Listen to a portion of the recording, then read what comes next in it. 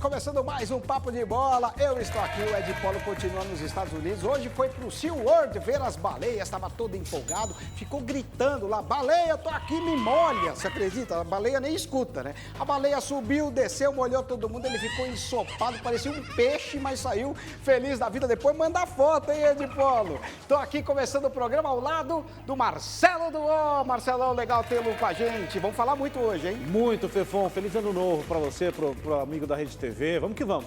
E vamos começar falando de uma notícia triste. Atenção, corintiano. O Cássio machucou a mão no primeiro treino de 2020. O que, Pitico? Nosso iluminador está dizendo que o Cássio está bichado. Não está bichado, para. Só porque ele operou uma vez o dedo da mão esquerda, não é por causa disso que ele está bichado. Mas, ó, Cássio saiu sentindo muitas dores, vai ser reavaliado. Problemão logo na chegada do Thiago Nunes, hein, Marcelão? Pois é, rapaz, que azar, né? No primeiro dia já, o Corinthians está se reconstruindo, né? O Cássio é um elemento importante dessa reconstrução, mas o Corinthians tem banco para suprir também, tomara que tenha sido só um susto. E o Thiago Nunes se apresentou ao Corinthians e, atenção, solta a bomba aí! Já revelou duas bombas. A primeira, que Ralf e Jadson estão fora dos planos. Vamos ver o que ele diz. Sobre o Ralf, é um atleta que tem todo o meu respeito, né, uma história maravilhosa dentro do clube, e a opção nesse momento, né, por ele não permanecer, é por uma questão de característica, né. Eu entendo que os jogadores que foram escolhidos para permanecer nesse momento têm uma característica que vai mais ao encontro do que eu imagino como modelo de jogo. Sobre o Jadson, um exemplo do que acabei falando do Ralf, é um atleta que tem todo o respeito pela trajetória linda que ele teve dentro do Corinthians. Mas justamente pelo que você falou de termos jogadores com a característica parecida no plantel, né, a gente vai acabar não utilizando ele nesse momento. O Jadson pode até ir para o Atlético Paranaense, teve debandada, né? O Sornosa foi para a LDU por empréstimo, o Cleison foi vendido para o Bahia. Meu caro Marcelo Duó, a história do Ralf e do Jadson foram desrespeitadas, as histórias deles? Acho que não, Fefão. Não? Acho que o torcedor ele tem que ver que o tempo deles passou, a história que eles construíram foi linda, está aí, não vai ser apagada jamais, mas é preciso mudar. O Thiago Nunes chegou para reformular o jeito do Corinthians jogar e para esse modelo de jogo, como disse o técnico, esses três atletas já não faziam mais parte mesmo, nem o Cleison, nem o Ralf, nem o Jadson e outros que deverão também ir embora. Está correto o Thiago e a história do Ralf, principalmente a do Ralf, ficará para sempre no timão. Com certeza. Pode soltar a segunda bomba, pode soltar! Thiago Nunes vai usar o lateral esquerdo Avelar como zagueiro, gente, dá uma olhada. Ele vai disputar como zagueiro a posição. A gente tem a ideia de utilizar o Sid Clay e o Lucas Piton, né, como os dois laterais esquerdos para disputar a posição naquele setor. E aí fica a disputa sadia entre todos os defensores que estão ali, até porque ele tem um facilitador também por ser canhoto, né? E nas ideias de jogo que eu tenho, eu gostaria de ter um jogador canhoto por ali, porque facilita muito do primeiro passe na construção, que é um momento importante do jogo hoje em dia. É, Marcelo, pelas características, o Avelar vai dar certo como zagueiro, apesar de ser canhoto? Olha, ele é alto, né? Ele faz gol de cabeça, mas eu, sinceramente, ele não vai jogar. Se tiver alguém minimamente com um pouco mais de condição como na posição de zagueiro, o Avelar vai ser reserva. Acho que defensivamente e ofensivamente é uma contratação que até hoje eu não entendi por que o Corinthians fez. Não sei se é boa ideia, não. E para a lateral esquerda, né, no lugar do Avelar, ele vai colocar o Sid Clay, que o Corinthians está contratando. O Sid Clay bem melhor que o Avelar naquela posição, na lateral esquerda? Eu acho, como lateral, como cara que ataca e tem recursos a mais do que o Danilo Avelar, que em muitos jogos do ano passado não passava do meio campo porque não tinha condição para isso, né? Assim, o Avelar, sinceramente, muito abaixo do nível que a gente espera de um lateral do Corinthians. O Sid Clay, acho, é uma previsão, um chute, que possa render mais do que o Avelar. Apoia mais, inclusive, Apoia mais, bem melhor que o Avelar, né? E olha, outro que está chegando é o Vitor Cantídia. O Corinthians deve acertar ainda nessa semana a contratação em definitivo dele. Ele vem por empréstimo no começo, depois que o Corinthians terminar de pagar, ele vira jogador do Corinthians, é bom jogador também. E o Luan, que chegou, fez este post aí, ó, e a gente vai mostrar o Luiz Maceda, o Cicinho, vão mostrar pra gente. Pode soltar aí o post do Luan. Minha Nova Casa, foi o primeiro treino, ele que é corintiano desde pequeno. Leão, o Luan tem o histórico de contusões, mas você acha que o Corinthians vai conseguir fazer com que as contusões não voltem? Porque ele mal jogou em 2019, hein, Marcelo? Mas ele é jovem ainda, né? Eu acho que o corintiano tem que esperar, lógico, a gente tem que esperar o Corinthians em campo pra gente ver o que vai ser esse novo Coringão aí com o Thiago Nunes como treinador. Mas tanto o Vitor quanto o Luan dão uma dinâmica pro time que se estiverem todos em condições ideais para que o Corinthians jogue de uma maneira completamente diferente daquilo que vinha apresentando até o ano passado. Eu, sinceramente, tenho muita esperança de que o Luan faça um grande ano no Corinthians em 2020. O Palmeiras também se reapresentou, só que sem nenhum reforço, diferente dos outros anos, né? Inclusive, a principal promessa virou o Gabriel Veron, que é o jogador de 17 anos, que foi destaque na seleção sub-17. Ele vai aguentar, por ser novo, toda essa pressão para ser um dos protagonistas desse time, Marcelo? Ele não deve ser o protagonista. Se o torcedor botar essa pressão em cima de um garoto, é muito temerário, muito perigoso. É bom lembrar, a gente sempre lembra do Lulinha, né, que pintou no Corinthians num momento ruim, e era um bom jogador e não aguentou ser o salvador da pátria, e a carreira do moleque desandou completamente. O Palmeiras tem 14 milhões a menos de folha salarial para 2020, né, tem que reduzir um pouco o seu orçamento. Eu acho que precisa ter alguém. Só o Gabriel Veron não segura essa onda, não. O Palmeiras, inclusive, tem 9 jogadores das categorias de base e um garoto falou, o Lucas Esteves. Vamos ver o que ele disse.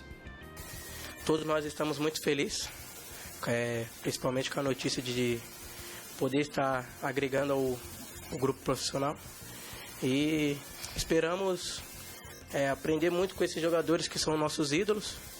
E quando tivermos a oportunidade, aproveitar da melhor forma e responder da melhor forma possível. Os que estavam com ele, o Patrick de Paula, que é volante, o Gabriel Menino, também volante. O Luxemburgo está fazendo certo em apostar na base ou não? Nesses 3 especificamente, sim. Eu acompanhei bastante esses 3 no Paulista Sub-20 do ano passado, na reta final do campeonato. Os 3 têm futebol. Patrick de Paula é um segundo volante de saída que faz isso muito bem. Gabriel Menino chega na área, bate bem de fora da área, tem presença ofensiva. Eu acho que eles podem ajudar, mas eles não podem ser fundamentais. Se for assim, já começou errado. É verdade. E olha, vamos agora falar do São Paulo, que ainda não se apresentou, não fez contratações. E o goleiro Jean, aquele que agrediu a esposa, que deu 8 socos lá nos Estados Unidos, chegou a ser preso. Tem propostas do Ceará, só que a torcida do Ceará fez uma campanha, Marcelo, nas redes sociais, dizendo o seguinte: não queremos que ele venha para cá. Torcida do Ceará tá certa ou é muito exagero em cima desse goleiro? Não, eu acho que ele tem que responder pelo que ele fez aqui, né? O que ele fez lá, ele tem que responder aqui, pelo que ele fez fora de campo. É difícil você separar as duas coisas, porque é a conduta de um cara, mas está aí a justiça para avaliar e julgar. Ele é um goleiro mediano, de um trato emocional muito ruim. Eu acho que aí sim você pode avaliar, trazer ou não. Mas ele tem que responder pelo que ele fez aqui no Brasil, isso sem dúvida alguma. Agora vamos falar do Flamengo, o Jorge Jesus, que vai antecipar, inclusive, as férias. Ele vai chegar um pouquinho antes no Brasil, no dia 18 de janeiro. Descascou em entrevista ao canal CMTV de Portugal. Ele disse que Renato Gaúcho nunca saiu do Brasil e nunca ganhou um Brasileirão. E também afirmou que o Flamengo não sabe valorizar a sua marca após a venda de Reinier para o Real Madrid. Ele usou o Benfica como exemplo. Diz que o Benfica nunca venderia um jogador desses por 30 milhões de euros. Venderia muito mais caro este jogador. Ele tem razão? O Flamengo vacilou na hora da venda? Poderia ter pedido mais? Ele tem razão em parte. O que eu vejo é uma visão europeia do Jorge Jesus, porque realmente lá os valores são outros, o mercado é outro e o dinheiro é outro. Aqui no Brasil, o Flamengo está tentando vender alguém de qualquer maneira para equalizar a conta, porque para ele ter um bom time na mão é preciso ter dinheiro e o mercado brasileiro funciona de uma outra maneira. Ele vai ter que entender isso em algum momento. Não vejo como desrespeito, eu vejo como uma opinião de um cara de fora e que vê as coisas dessa maneira, é só isso. Olha, e o Gabigol, ele vai encerrar as férias dele, vai até Milão para conversar com os dirigentes da Inter. E na conversa ele vai definir se vai ficar no Flamengo ou se vai para a Europa. Ele tem sondagens do West Ham e do Chelsea, 2 clubes lá da Inglaterra. Ele tem que ir para o Chelsea se tiver a mesma proposta ou ficar no Flamengo? O que você acha? Se ele tiver a proposta do Chelsea, ele tem que ir, né? A carreira dele é uma projeção internacional que ele ainda não conseguiu ter na Inter de Milão. Milão, ele fracassou no futebol italiano, essa que é a grande verdade, se destacou no Flamengo. Se tiver mesmo essa proposta para jogar na Premier League, ele tem que ir amanhã. Isso eu concordo com você. Premier League é outra história, né, meu amigo? Olha, vamos agora falar do Atlético Mineiro. Rafael Dudamel desembarcou em Minas Gerais. Ele chegou 1 hora depois do previsto, claro que atrasou o voo. O técnico assinou contrato de 2 anos com o Atlético Mineiro, foi recebido por 30 torcedores lá no aeroporto, conheceu a cidade do Galo e falou que largou a seleção venezuelana para vir aqui e ganhar títulos.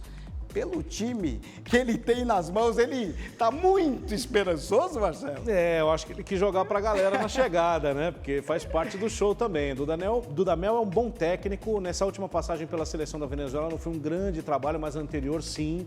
Formou muita gente boa, Rondon, Rosales, né? O Guerra, que jogou no Palmeiras, são jogadores que passaram por ele. O Atlético Mineiro, na mão dele, é um time que deve se defender um pouco melhor. Ele tem um bom trabalho no Lara também sobre isso. Vamos esperar. Nesse momento a gente tem que esperar botar o time em campo para a gente olhar o que ele pode fazer. Mas título eu achei um pouquinho demais. E vamos falar do Alexandre Matos, que vai ter 2 empregos. Que foi, Pitico? Não vai dar conta dos 2 empregos? Sei lá se ele vai dar conta ou não, sei lá. Um é o Reed da Inglaterra, da 2ª divisão do futebol inglês, e ele também vai ajudar o Cruzeiro na reconstrução sem cobrar absolutamente nada. E o Cruzeiro já começou, hein? Comprou o Orejuela, comprou o Alan do Fluminense, ele já tá mexendo os pauzinhos, ele vai trabalhar com o Ocimar Bolicenho, que foi contratado, estava no Londrina. O Alexandre Matos vai dar conta de ajudar o Cruzeiro e vai dar conta dos 2 empregos? O Pitico tá bravo com isso aqui. Eu vou te dizer, Fefão, que o problema não é nem a questão dos 2 empregos, a questão é como é que ele vai fazer para trabalhar sem dinheiro. Podem avisar o chinês que é dono do Reading lá para abrir a carteira, porque o homem não trabalha com pouco e o Cruzeiro não tem nada, então não sei como é que ele vai se virar. Tô curioso para ver. Eu não sei de onde o Reading tirou essa. Não tem um tostão o Cruzeiro, pô. Então vai contratar quem? O Alexandre Matos, o maior contratador do futebol brasileiro.